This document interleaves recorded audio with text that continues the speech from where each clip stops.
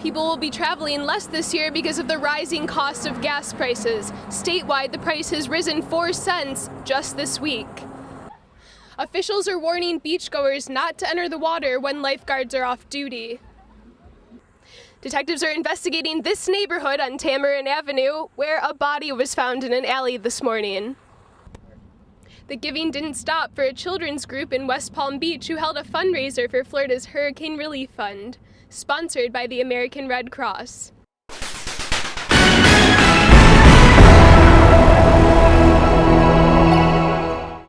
We walk and talk, text and send. Every day, millions of people are attached to their cell phones. The communication never stops.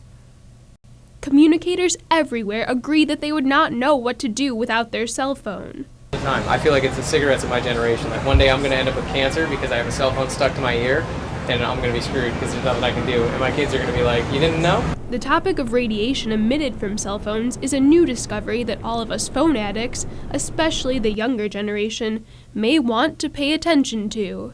You have the WHO organization coming out saying there's inconclusive data, that they've done 10-year data studies following people that use cell phones, and there's up to a 2 times risk of increased brain cancer, and that's primary brain cancer, on the side of the brain that you use your cell phone.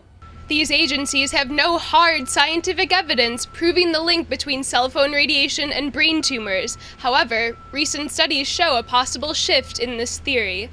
The authors of the study in the latest journal, Surgical Neurology, found there is adequate epidemiological evidence to suggest a link between prolonged cell phone usage and the development of a brain tumor. DNA is the little structures that makes up cells, that makes up your body, that makes up everything.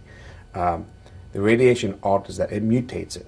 Theophilus says it makes sense that kids would be more vulnerable to cell phone radiation because their skulls haven't fully formed. My feeling is with the recent literature coming out that there is going to be an increase, and we are going to see a bump in brain tumors down the road. This is Melissa Ferguson reporting.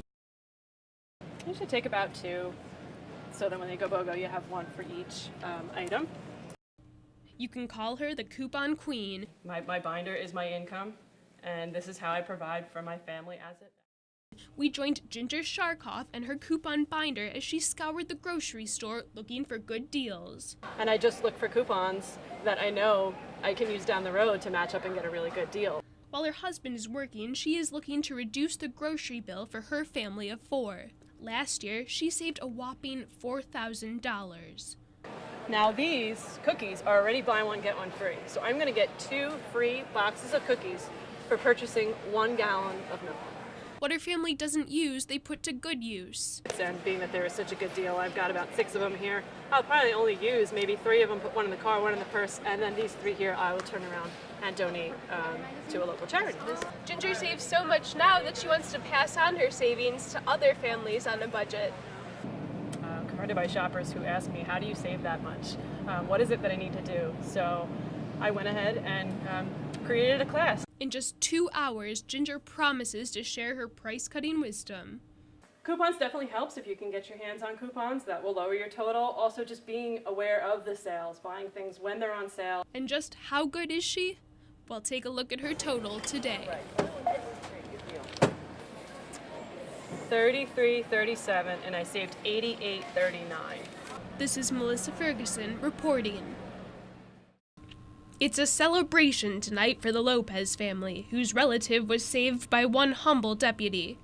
Modesty is the best policy, an old saying that stands true with Deputy Edward Manick. It's pretty much our normal course of duties for our job in protecting our county parks and serving the citizens of Palm Beach County. Manick rushed to Du Bois Park yesterday when 12-year-old Marley Lopez got trapped in the current of the deep water. Marley's 24-year-old brother Herman Lopez jumped in to save his sister, but got sucked into the water himself. Luckily, his call was answered by Deputy Manick and a few good Samaritans nearby. The victim was already underwater, could not see the victim. Family members were pointing out where the victim went underwater, and the current was carrying him further east. As Marley was brought to safety, a boater managed to pull Herman out of the water, but he was unconscious. Manic placed him on the rocks and worked to save his life. I then turned the victim to his side, hit his back and his chest to remove the water from his lungs.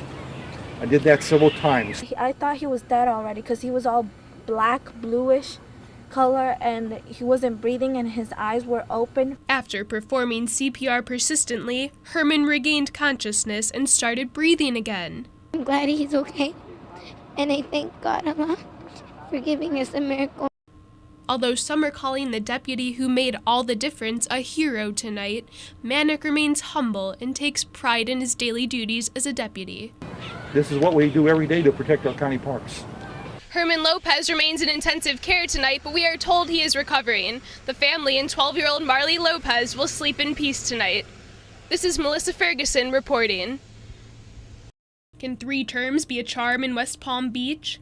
Well, here's the petition form that a citizens group has presented in order to change the term limits for mayor from 2 consecutive terms to 3. You know, if I have the opportunity to run for a re-election, I will run, but that's not what this is about right now. It's about the voters having a choice to vote yay or nay.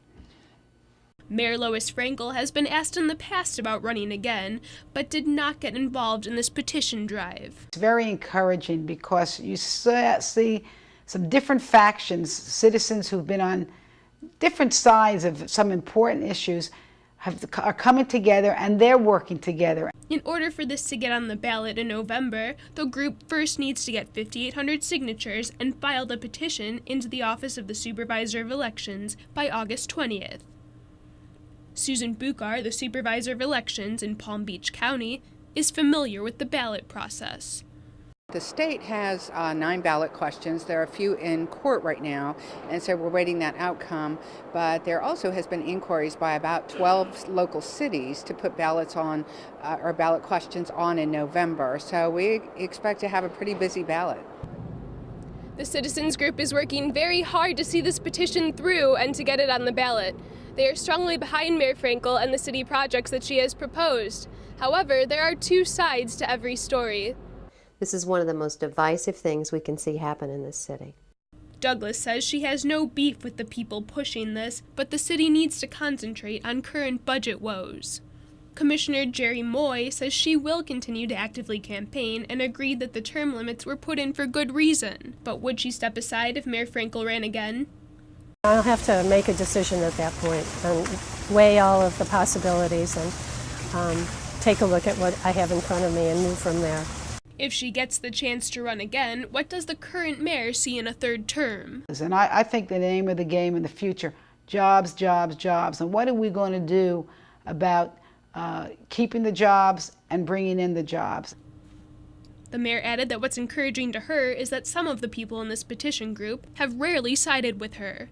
This is Melissa Ferguson reporting.